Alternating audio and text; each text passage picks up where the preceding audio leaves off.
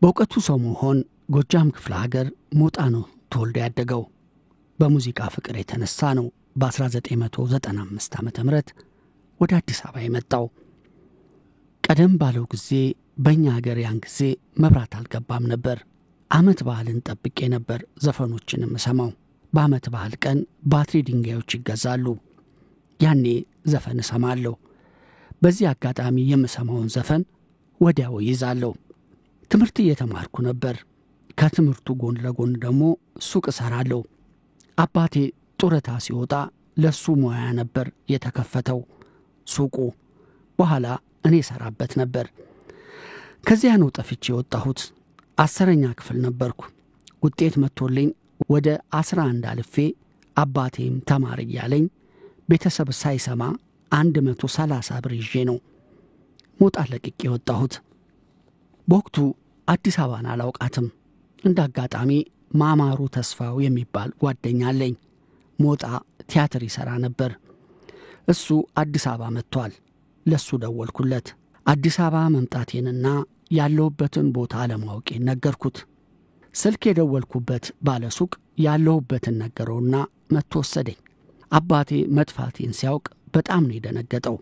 ሱቅ ውስጥ እንደተኛ ገድለውት ይሆናል ተብሎ በፖሊስ ነው በር የተከፈተው። ሲከፈት ቤቱ ባዶ ነው። ስናው ማተቡ ኩራቱ ወንደሬነቱ ስናው ማተቡ አዲስ አበባ 2 ቀን እንዳደርኩ ኃይለ ኢየሱስ ግርማን በጣም ነው የምወደው።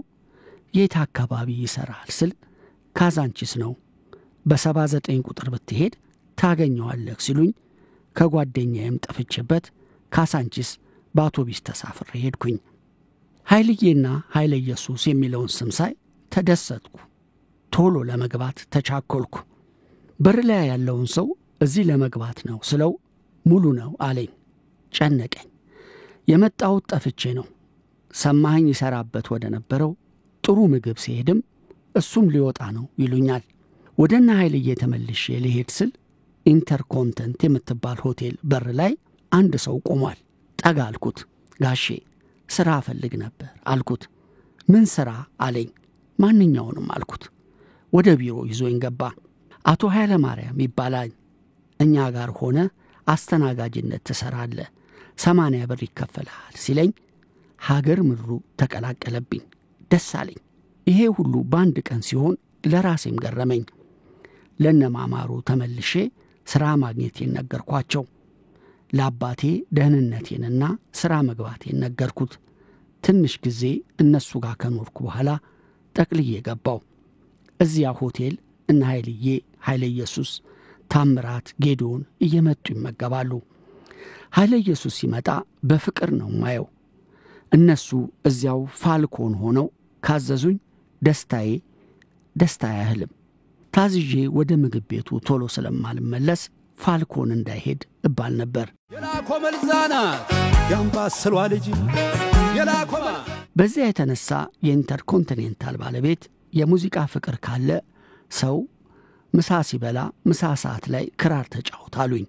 ባለውለታዎቼ ናቸው። ምሳ ሰዓት ላይ ክራር መምታት ጀመርኩ። ክራር ብቻ ነው የምጫወተው። እዚያው እንዳለው ከኃይልዬ ወንድም ከየት ባረክ ጋር እየተግባባን መጣል። ስለ ሙዚቃ ፍቅር ያወራሁለት። አይዞህ አንድ ቀን ይሆናል ይለኛል። ስራ ላይ ቀን እንድንተኛ ይፈቀድልናል። እሁድ ፋሲካ ሆኖ አርብ ቀን ተኝቼ ለምን ኃይልዬን አልጠይቀውም ብያሰብኩ። አጋጣሚ ወደ 8 ሰዓት አካባቢ ኃይልዬ ምግብ ያዛል። ይዤለት ሄድኩኝና የዚያኑ ቀን እንዲያው ኃይልዬ ከጎኑ ሆኜ ምን አለ ሙያ በጋራ አልኩት። ምን ችግር አለ እንዲህ አይነት ሰው ነው የምፈልገው ብሎ ይትባረክን በመጥራት እንዲቀጥረኝ ነገረው። የዚያን ቀን ቲፕ አሰጣጡን አስደሰተኝ። በማግስቱ እንዲጀምር ሲነገረኝ ለቀጣሪ የሰነግራቸው የ1995 የፋሲካ ዋዜማ ስለነበር በዋዜማውማ አትሄድም አሉኝ። ባህልን አሳልፌ ማክሰኞ ላይ ፋልከን ተቀጠርኩ።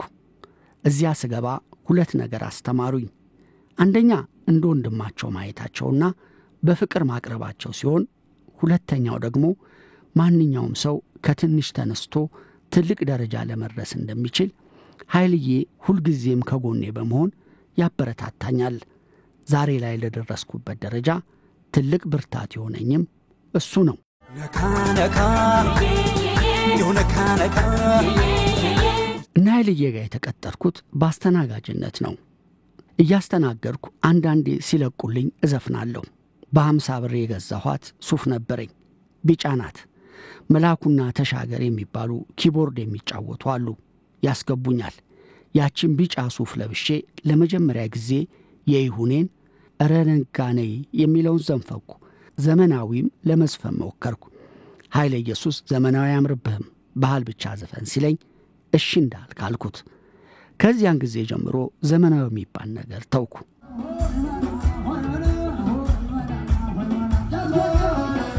አንድ ጊዜ አንድ ሰውዬ ቢራ አዞኝ ቢራውን አምጥቼ ገና ሳልከፍትለት ታንቶ አለኝ ኪቦርዲስቱ። ወዲያው ቢራውን ትቼ ያችን ልብሴን ለብሼ እየሮጥኩ የጌዲዮንን እንደገና እያልኩ ልዘፍን ስል ሰውየው ጆሮዬን ይዞ ጎርጊስ ነው ያልኩት አለኝ። ይህን አልረሳውም። ብዙዎች ስዘፍን አሁን ያስተናገደው አይደለም እንዴ የሚሉ አሉ። አስተያየቶቹን መምጣት ጀመሩ። ጎበዝ ልጅ ነው እያሉ ለይትባረክም ሲነግሩት አንድ ቀን ዘፍኜ ወደ ማስተናገዱ ልገባ ስል ልብስ እንዳትቀይር አለኝ። በጣም ተደሰትኩ። አስተናጋጅነት ቀረ። የባህል ዘፈኖችን መስፈን ጀመርኩ። ያኔ ደሞዝ ይህን ያህል ነው የሚል ነገር አልነበረም። እዚያው ሰራለሁ፣ እዚያው ኖራለሁ። እንደ ቤተሰብ ነው የምናይህ እንዳሉኝ ምንም ሳይጎልብኝ ስራዬን ቀጠልኩ። በመሃል ሞጣ ተመልሼ ሄጄ ነበር። የካሳንቺሱ ፋልከን ሲዘጋና ቦሌ መስራት ሲጀምር ደሞዝ ይህን ያህል ይከፈልሃል ተባልኩ። ቤት ተከራይቼ መኖር ጀመርኩ። ወሎ ባህል እጁ ያበቃቀለው የነልጅ ያሱ ሰርግ በ50 ብርም ሰርቻለሁ። ማደግን ነበር የምፈልገው፣ መታወቅም ነበር የምፈልገው። ብር ወደፊት የሚመጣ ነገር ነው። ኃይለ ኢየሱስ አንድ ቀን ሰርግ እንዴት እንደሚሰራ ትምህርቱ ሰድ ብሎ ግሎባል ሆቴል ካፍሮ ሳውንድ ጋር ወሰደኝ። ያኔ እኔ የታደሰ ዓለሙን ዘፈን አጠና ነበር። አንዴ ግባ ብለው አስገቡኝ። ሙሽሮች ከተቀመጡበት ተነሱ። ይደገም ተባልኩ። በጣም ደስ አለኝ። ሸዋንዳኝ ከኛ ጋር ይሰራል፣ ይህን ያህል ይከፈለዋል ተባልኩ። ኃይለ ኢየሱስ ሰርግ ሲኖር ይዞኝ ይሄዳል። አክሱማይት፣ ዳዊት ጽጌ፣ ሰዊት ባንድ እያልኩ ብዙ አወቅኩኝ። ኃይለ ኢየሱስ ይዘኸውና ነበር የሚባለው። መስከረም ላይ ለጥር ሥራ መነጋገር ጀመርኩ። ሰርግ በጣም ነበር የምሰራው።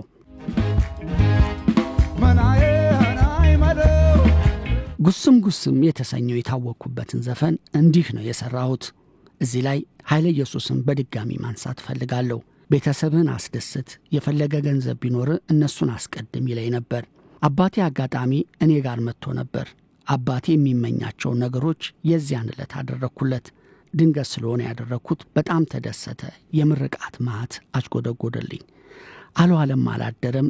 የዚያን ዕለት ይትባረክ ታደሰ እፈልግሃለሁ የምንነጋገረው ነገር አለ ሲለኝ ይህን አላሰብኩም ነበር። ካሴት እንድትሰራ ፈልገን ነበር። በየትኛው መልኩ ብንሰራ ጥሩ ነው? ሼር እንስራ ወይስ እኛ ከፍለን እናሰራ አለኝ። በክፍያ ተስማማን። የሚከፈለኝን ነገረኝ። ስራው ተጀመረ እና አበበ ብርሃኔ ጋር መሄድ ጀመርኩ። ካሴቱን ተሰርቶ ለዚህ በቃ እና ኃይልዬ ከትንሽ አንስተው ትልቅ አደረጉኝ። ጋብቻቸውን አውቁም ነገሬ ሙሽሮች ማሬ ማሬ